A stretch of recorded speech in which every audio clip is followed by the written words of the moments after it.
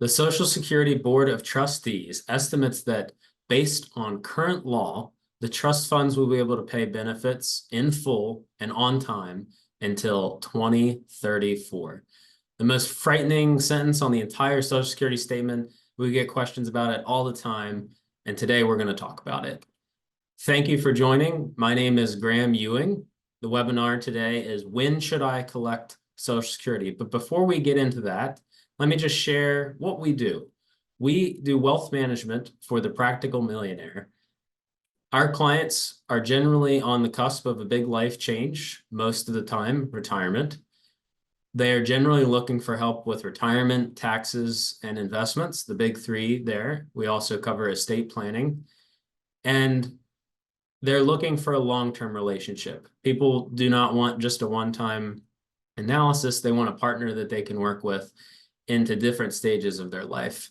And last but not least, we are working with people that really value genuine relationship. This, I can personally say, is one of the best parts of my job, just getting to know people and helping them however we can as it relates to their personal finances. We're generally covering 4 big questions for clients. For retirement, am I on track? Am I okay? That's the biggest questions that people come to ask us, and Social Security is a big part of that. The second one is taxes. How can I save as much as possible in taxes? And third, are investments. Am I invested the right way for retirement to save taxes? And again, last but not least, the estate planning. How can I best leave a legacy to my family? When everything from retirement, taxes, investments is taken care of, the estate and that legacy is arguably the most important thing that we help clients with. So if you're interested in working with us, please don't hesitate to reach out. But without further ado, let's jump in. So will Social Security be around? Yes, yes, and yes. Many people are really concerned about this, and understandably so, but we have to look at the big picture here. So if we say, what is happening? Well, the existing tax revenue for Social Security is paying in, still pays in 80%. So that 20% gap is what is being covered through that trust fund that's going to run out in 2034. So you can look at this phrase right here. This is on your Social Security statement. In 2034, Social Security would still be able to pay about $800 for every $1,000 in benefits scheduled. You're welcome. That's mostly me and some of my coworkers who are going to continue to pay into Social Security while you're retired. And that is going to cover 80%. So there's not this cliff in 2034 where all the benefits just completely disappear. So the question is, what about the other 20%? So the solvency fixes that could really last another 75 years are things like delaying the retirement age. They are increasing the payroll tax. They are possibly increasing taxation of benefits or taxation of wages on Social Security. Now, I want to be the first to say I'm not advocating for any one solution here, but there are solutions that can get this program solvent. And the next slide here, just one word, is the politics. So this is certainly not a topic I'm going to dive too deep into, but it's pretty common knowledge that Social Security is a very popular program. Forget about the solvency, forget about the fiscal responsibility for a second.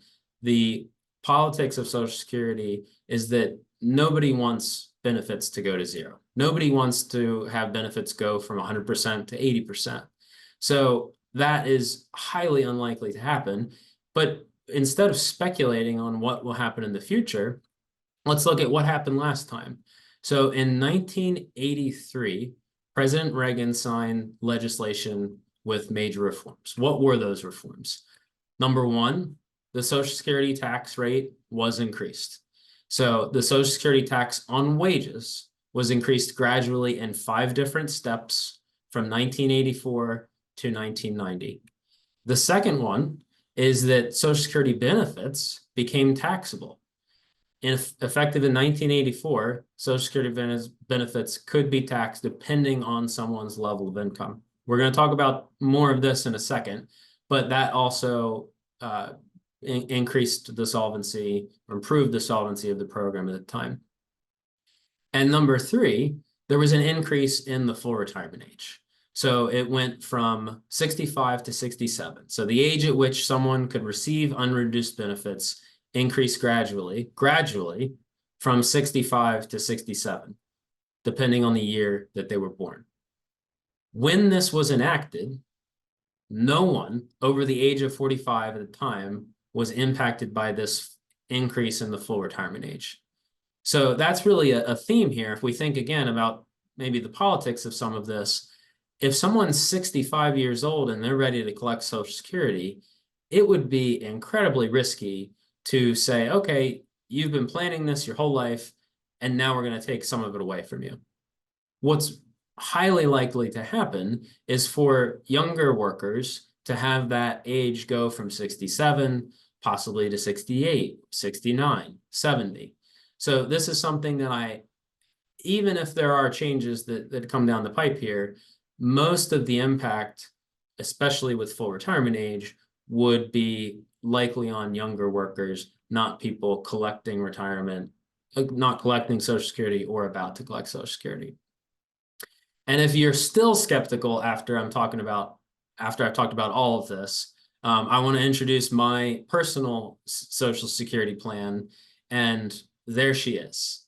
And I actually have a son here who he's not pictured, but the two of them are who I'm counting on, so that when I'm retired, their wages and the amount they pay into Social Security can handle my retirement benefits. So I think we're all good if we've got a bunch of kids and grandkids out there. They're going to save the day here.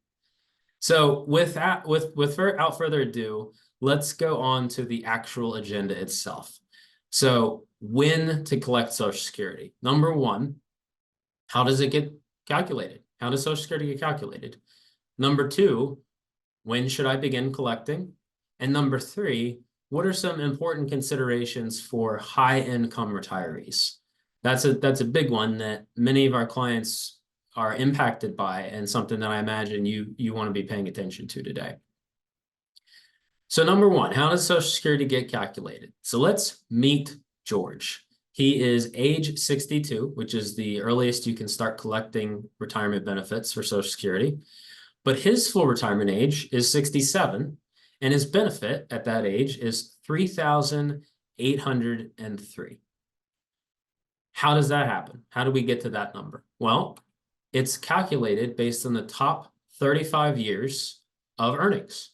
So this little snapshot here, you'll see it on your own Social Security statement, but these are all the numbers. They take the top 35 years and they adjust it for inflation. So $100,000 in 2006, we know requires to be a lot more in 2024. So they inflate that to bring it all in line, and they take those top 35 years. Once they have that amount, so let's say the average top 35 years is $153,000. That's the amount we're working with here for George. The average indexed monthly earnings is $12,791. So how do we go from $12,791 to their full retirement age benefit? Well, there are something called bin points. So for the first $1,174, there is a 90% income replacement. So of that 1,174, you get in Social Security benefits 1,057.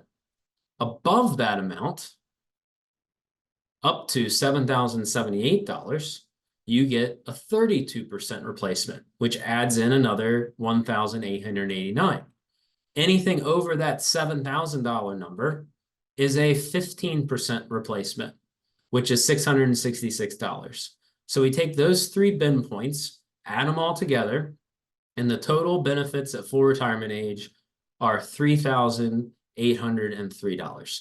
So that's the math. That's how they calculate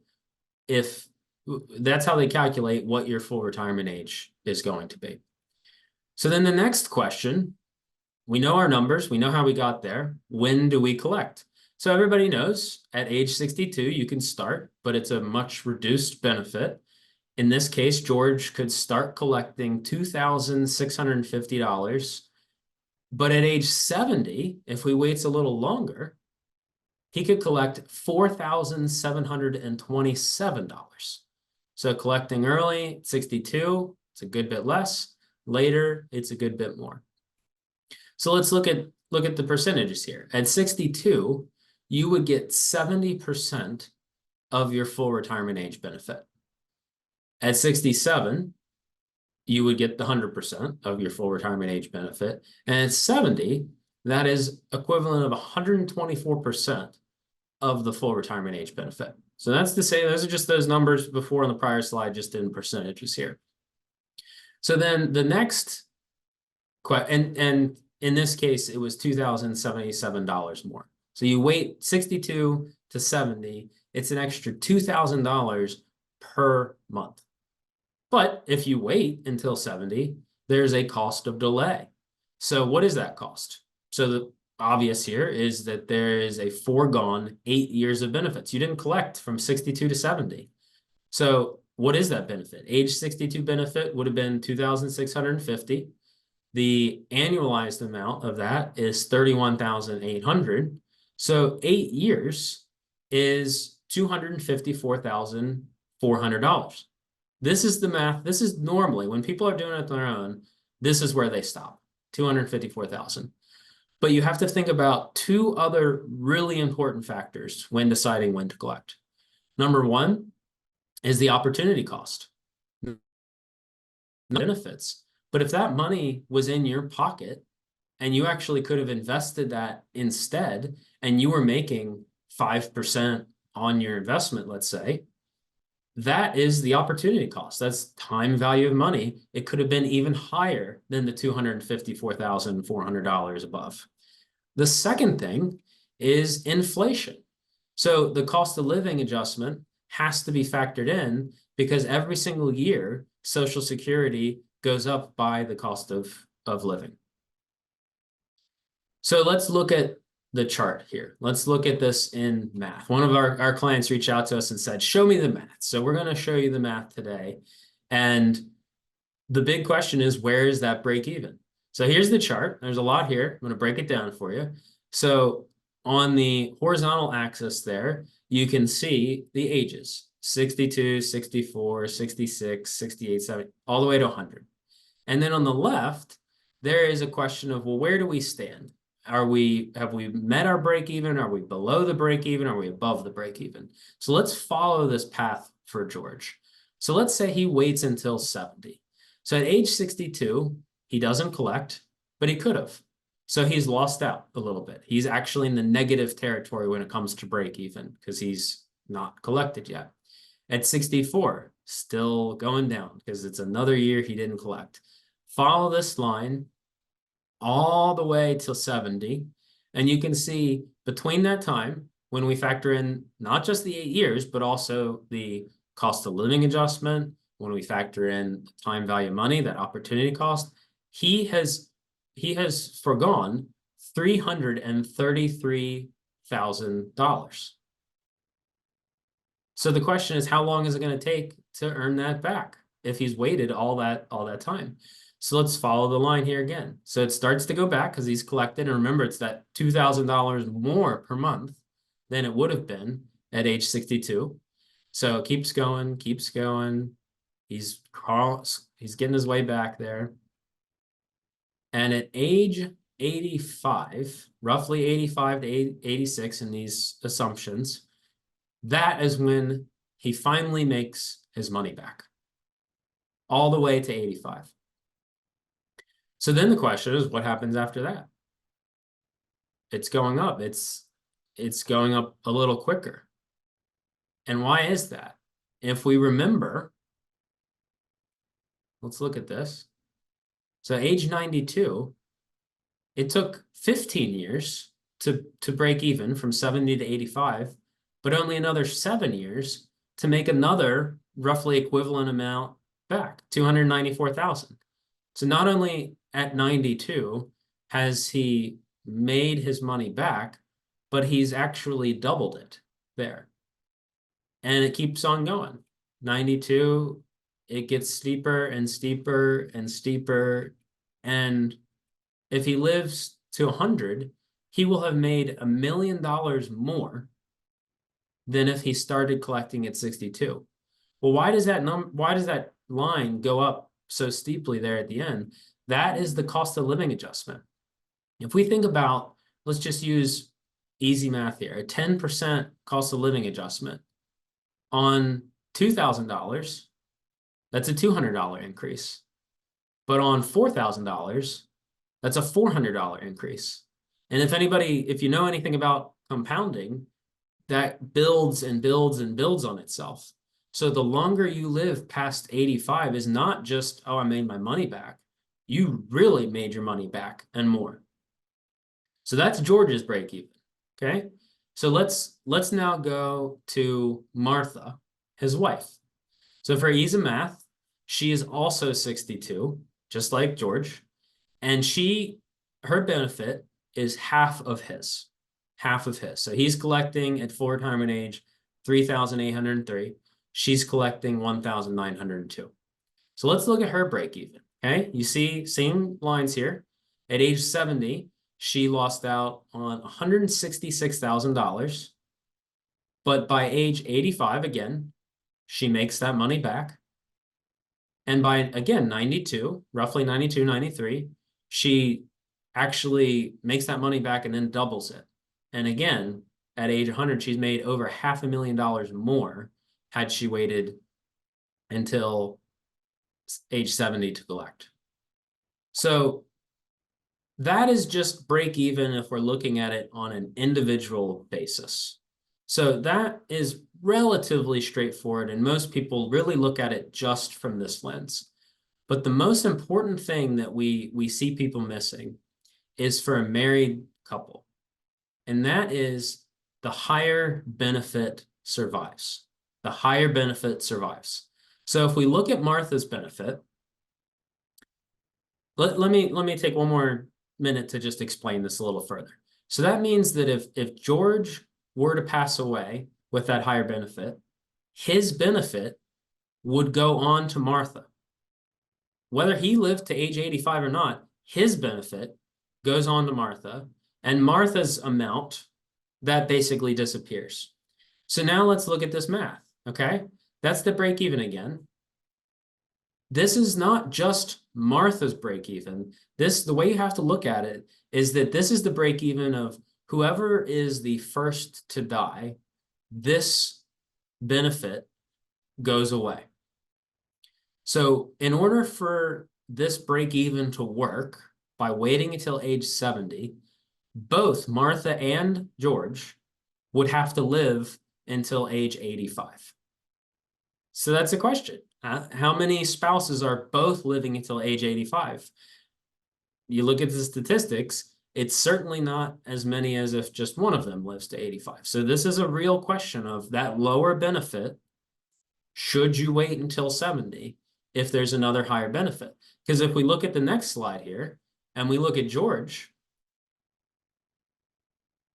his benefit, only one must live to 85. So if he dies, people think, oh, why did I wait until 70 if I died at 82, right? I never reached the break even of 85. Well, it doesn't matter when you died. If you had that higher benefit, it doesn't matter when you died. It matters when does the second spouse die, because this benefit would still keep going. It would just be going to Martha instead of George. So for this here, what this means is basically the higher earner should generally wait until age 70 to collect. This is assuming that you both are relatively healthy. There's not anything weird from a life expectancy standpoint. None of us know when's our last day here on Earth, but if things look relatively normal from that family history standpoint, then the higher earner should generally wait until age 70. But what that means is that generally the lower earner, Martha in this situation, she might want to collect a little earlier. Maybe, generally no later than 67, full retirement age, but possibly even earlier than that. There's other things you have to take into account, like taxation and whether you're still working or not. And we're not going to dive too deep into that today. But the premise here is that if you're a married couple and the higher earner is around the same age, you generally should wait until age 70. The lower will collect a little bit earlier. So after we talk to clients about this, we have the response all the time, I don't want to wait until 70 to retire.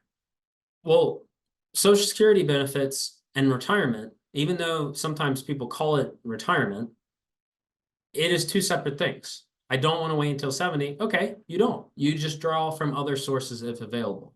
So if we think about how the entire plan works, how does Social Security fit into the entire plan?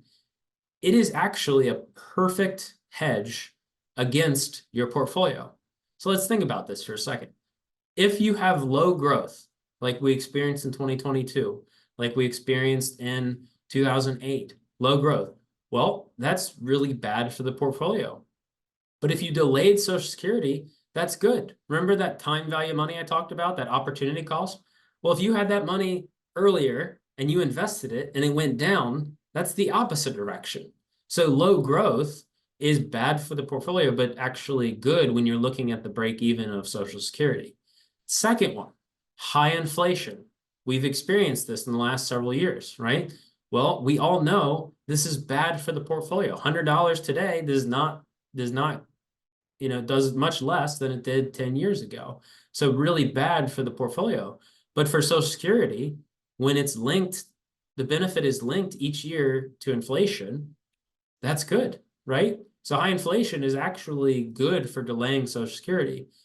And number three, if you have a long life expectancy, well, if you've got $1 million or $2 million or $5 million or $10 million and you live to 100, it's going to be harder to be living on the portfolio because you have that, you have more years that you gotta support yourself.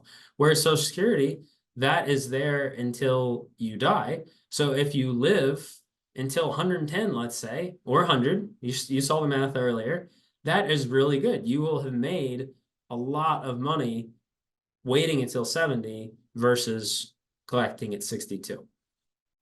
So not only do we see when is it important to take looking at just Social Security, but when you factor in the rest of the plan, how does the portfolio, pensions, and Social Security work all in tandem? This is a really important factor. So the last topic today, important planning for high income retirees. And this is, of course, where most of our clients are falling into. Medicare, which we have another webinar on Medicare, has this thing called IRMAA. And she's not very nice. IRMAA stands for Income Related Monthly Adjustment Amount. And what happens here is that when people are on Medicare, their premium actually goes up if their income goes above a certain threshold. So if you look at that Part B column there, third one over, most people pay $174.70 for their Medicare premium. If you go $1 over $206,000, $1, your Part B premium now goes up to $244.60. And whatever your drug plan was, you got to add another $13 of that per month. Well, guess where these premiums come from? Social Security benefits. If you are already collecting Social Security and you're on Medicare, this premium comes directly from your Social Security check, making it lower every month. So keeping track of where your income is critical as it relates to this income related monthly adjustment amount. $1. That's all it takes to go over $1. So the second thing here is taxation. In 1983, they started taxing benefits. I talked about this earlier. Well, if you're married and you're over $44,000 of income, I'm simplifying things a bit here, but 85% of your benefits are taxed. They never tax 100% of the benefits, but 85% of the benefits are taxed. Well, these numbers were created in 1983, and they did not index them for inflation. So in 1983, $44,000 was a good chunk of change. That was probably nice income. But that amount has not increased $1 since. So every year as inflation goes up and people's income goes up, doesn't mean purchasing power goes up, but income goes up. There are more and more people being taxed by Social Security. And this is something that has to be factored in terms of when do you collect, particularly if you have many sources of income, the portfolio, pension, and otherwise. So the answer to all this is really coordination with your portfolio. We talk about it with clients all the time.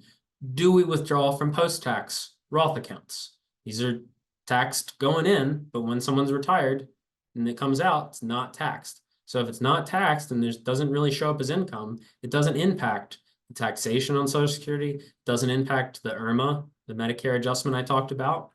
So Roth accounts can be really powerful things. So do we withdraw from those? Or do we withdraw from pre-tax traditional accounts? Or do we withdraw from non-retirement accounts?